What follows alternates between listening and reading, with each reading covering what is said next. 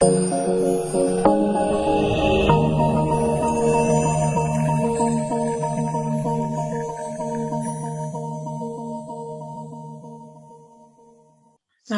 warahmatullahi wabarakatuh. Jumpa lagi di channel saya, Deli Indasari, di mata kuliah Interaksi Manusia dan Komputer.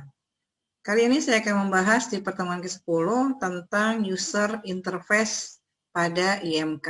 Antarmuka pengguna atau user interface merupakan salah satu hal yang sangat penting karena dia gabungan dari elemen-elemen sistem, baik dari sistemnya maupun elemen penggunanya, dan adanya interaksi antara keduanya, yaitu si user atau si pengguna dengan si sistemnya. Pengguna bisa berinteraksi dengan produk-produk yang ada di sistem dengan melalui antarmuka atau user interface yang sudah disediakan. Dialog antarmuka dan sistem dipengaruhi oleh dari bentuk interface-nya sendiri seperti apa. Kemudian antarmuka haruslah suatu yang user friendly, yaitu akrab dan ramah dengan si pengguna. Antara lain yaitu antarmuka yang baik atau bagus dan menarik, mudah dibuatnya, kemudian mudah untuk digunakan atau dioperasikan, digunakan dan dipelajarinya mudah, kemudian pengguna ini merasa nyaman, senang dalam penggunaan user atau interface tersebut. Dan pastinya ekonomis di dalam pemakaian sumber daya yang lebih sedikit. Contoh misalnya, saat ini hampir semua orang menggunakan WA, di mana tampilannya sederhana dan mungkin memiliki daya tarik, kemudian bisa untuk chatting, bisa untuk ngirim gambar, ngirim video yang ada di dalam tampilan WA tersebut. Beberapa jenis antarmuka antara lain yaitu antarmuka berbasis teks, antarmuka berbasis GUI atau Graphical User Interface, antarmuka berbasis web, dan berbasis mobile. Sebuah program aplikasi terdiri dari dua bagian biasanya, yaitu ada bagian antarmukanya dan ada bagian aplikasinya. Media antarmuka manusia dan komputer sebagai menjadi dua hal, yaitu media tekstual dan media GUI, yaitu Graphical User Interface. Contoh misalnya kalau media tekstual ini adalah menggunakan perintah-perintah seperti printf dalam Borland C, bahasa C, dan sejenisnya. Sedangkan kalau GUI ini dia lebih ke pemrograman visual dan lebih interaktif. Ini contoh di dalam menggunakan bahasa C atau Borland C++. Contoh misalnya, kita hanya mau mencetak ini aja nih sebenarnya. Selamat belajar Borland C++. Tapi listingnya adalah ada pagar include stdio gitu ya. Kemudian include conio.h, kemudian main. Main ini adalah pembukaannya. Setiap teks di sini dia harus diperhatikan jeli-jeli atau jelas, titik, komanya, kemudian tanda kutip, tanda pagar, kemudian misalnya huruf besar, huruf kecil, dia akan sangat berpengaruh.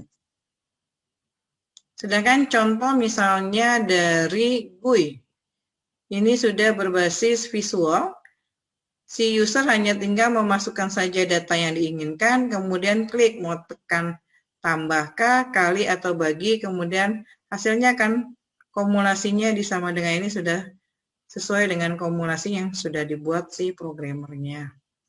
Piranti atau alat bantu pengembangan biasanya dia mempercepat proses dari perancangan untuk mengembangkan antarmuka interface yang sudah ada. Keuntungan dengan menggunakan piranti bantu antara lain yaitu antarmuka yang ditampilkan bisa jauh lebih baik. Kedua, program antarmuka menjadi mudah ditulis dan lebih ekonomis di dalam pemeliharaan atau maintenance-nya. Ada dua kelompok piranti bantu, yaitu piranti bantu aplikasi dan piranti bantu di dalam sistemnya. Ada beberapa hal untuk strategi pengembangan antarmuka atau interface yang harus diperhatikan. Salah satunya adalah pengetahuan tentang mekanisme atau fungsi manusia sebagai pengguna. Siapa targetnya atau siapa nanti yang menggunakan komputer atau usernya. Kedua, informasi tentang ragam dialog, struktur, isi, tekstualnya, kemudian tanggapan waktunya, dan kecepatan tampilannya seperti apa. Penggunaan prototipe yang disusun secara bersama-sama antara calon pengguna dan perancang sistem yang akan dibuat sistem atau aplikasinya, dan terakhir adalah teknik evaluasi dan uji coba. Ragam dialog. Ragam dialog adalah cara yang digunakan untuk mengorganisasikan berbagai teknik-teknik dialog antara si user dengan si sistemnya atau aplikasi yang nantinya akan digunakan. Ragam dialog juga memiliki sifat, antara lain sifatnya adalah inisiatif, keluasan, kompleksitas, kekuatan, dan adanya beban informasi yang nantinya akan ditampilkan di dalam user interface atau aplikasi yang dibuka oleh si user. Selain sifat, ragam dialog juga memiliki karakteristik untuk umpan balik yang ada antara si sistem tersebut dengan si penggunanya. Di antaranya yaitu adanya konsistensi, kemudian umpan balik, observabilitas, kontrolabilitas, efisiensi, dan adanya keseimbangan. Ini ada beberapa sama kayak tadi gitu ya. Ada beberapa kecakapan manusia dengan kecakapan komputer. Perbedaan antara manusia dan si sistem atau si komputernya. 9 kategori dari ragam dialog. Sebenarnya banyak, ada beberapa hal lagi. Cuman di materi saya, di channel saya ini, saya akan membahas 9 dari ragam dialog. Di antaranya, dialog berbasis perintah tunggal, kemudian berbasis bahasa pemrograman, bahasa alami, sistem menu. Nah, sistem menu ini banyak, nantinya ada beberapa hal. Nanti bisa Anda lihat di channel saya khusus untuk di sistem menu di ragam dialog lanjutan. Kemudian dialog berbasis pengisian formulir, penjendelaan, antarmuka, manipulasi langsung, dan antarmuka berbasis interaksi grafis. Demikianlah materi yang bisa saya sampaikan di channel saya. Semoga bisa bermanfaat untuk semuanya. Terima kasih untuk semuanya yang sudah membuka, menonton channel saya.